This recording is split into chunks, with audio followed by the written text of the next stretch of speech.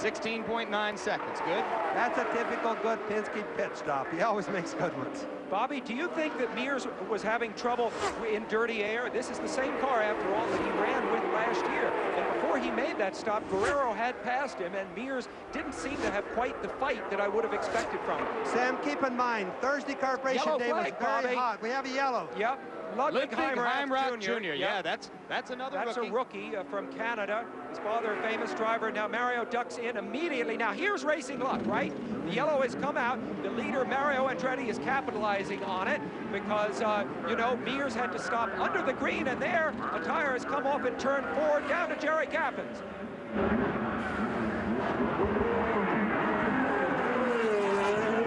There you see the tire. We do not hear from Jerry Gaffins. All right, now that they've obviously very quickly gotten to that and have rolled it out of the way, so there's not going to be any risk as Mario Andretti comes back out of the pits, benefiting Jim Lampley immensely from what just happened. Absolutely correct, Sam Posey. I believe that Mario was already committed to the pit stop before the yellow flag came out. So that's precisely the kind of luck that his supporters would say he hasn't had for the past 17 years. Jim, that's racer's luck. Just plain racer's luck. He really threw the dice good that time, I promise. And there's Danny Sullivan now into the pits. Sullivan, who's been making a big early run in the race and has moved all the way up for the moment to 3rd place. That will change as they reshuffle out of the pits. But we have an exciting early sequence in the Indianapolis 500, and we have the beginnings of a Mario Andretti-centered drama. We'll be back to stay with it right after this.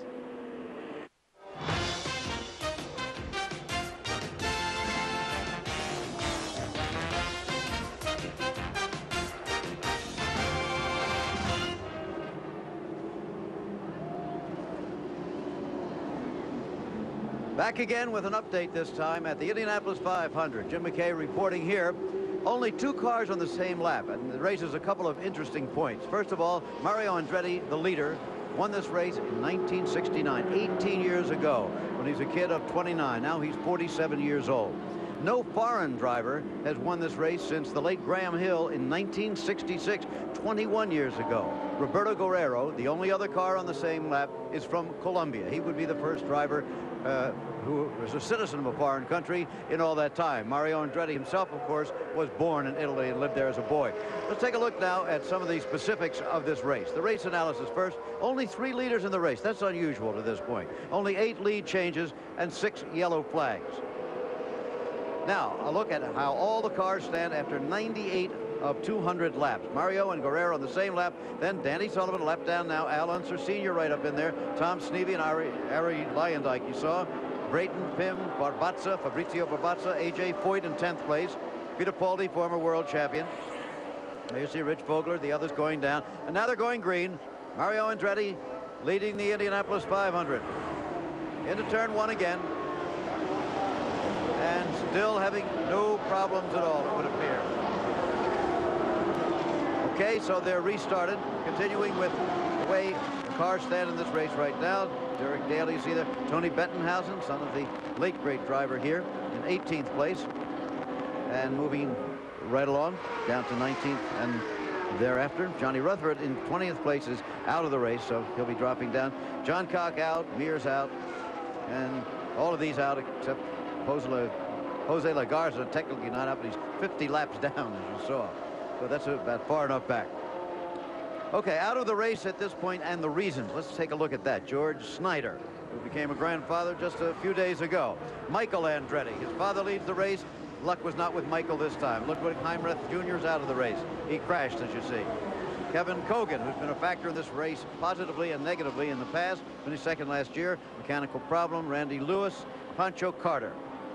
He's been in this race a great many times. Others out of the race. Let's have a look. Bobby Rahal, the defending champion, is out with mechanical problems. Steve Chassie, who met just a minute ago. Davy Jones, the young man, the protege of A.J. Foyt, went out quite early. Jeff Brabham, the son of the former world champion driver, Jack Brabham, out with a mechanical. Rick Mears, a former champion. Gordon Johncock, a former champion. With Bobby Unser right now, what would be the point you'd make it right now, Bobby? Well, the point I got to make is that the Lady Luck is really smiling on Mario. The yellow flags have always been a big factor in how the race turns out. And then the pit stops also.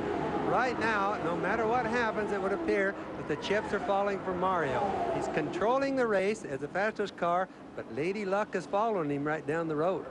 Anything Guerrero can do for himself right now? Yes, he can, and he's doing good, and he's very much in sequence, but he's the only car on the same lap with Mario, and he's darn sure pushing Mario hard.